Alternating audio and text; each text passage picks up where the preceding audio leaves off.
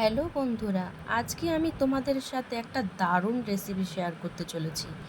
আমরা তো সকলেই ভেটকির পাতুরি খেয়েছি, আমরা কি বেগুন পাতুরি কেউ খেয়েছি? যদি কেউ খেতে যাও তাহলে এইভাবে বানিয়ে নাও। দেখো, এখানে একটা পেস্ট বানানো হয়েছে, যেটা হয়েছে সর্ষে পোস্ত, অল্প একটু সর্ষের কাঁচা তেল আর নুন আর হলুদ। তো পেস্টটা বানিয়ে নিয়ে আমরা প্রথমেই এটা কুমড়ো পাতায় বেগুনটা রেখে তার সাথে একটা কাঁচা লঙ্কা গোটা দিয়ে আমরা এটাকে তেলে ভালো মতো করে ভেজে নিচ্ছি। দেখো, এটা কিভাবে মুড়তে হবে, এইভাবে মুড়ে নিয়ে আমরা তেলে এটা ভেজে নেব। এই রেসিপিটা সম্পূর্ণ আমার মায়ের বানানো, আর জানি না কেন মায়ের হাতের বানানো রান্নাগুলো যেন সবথেকে বেশি সুন্দর হয়, তার যেন স্বাদই আলাদা হয়ে যায়।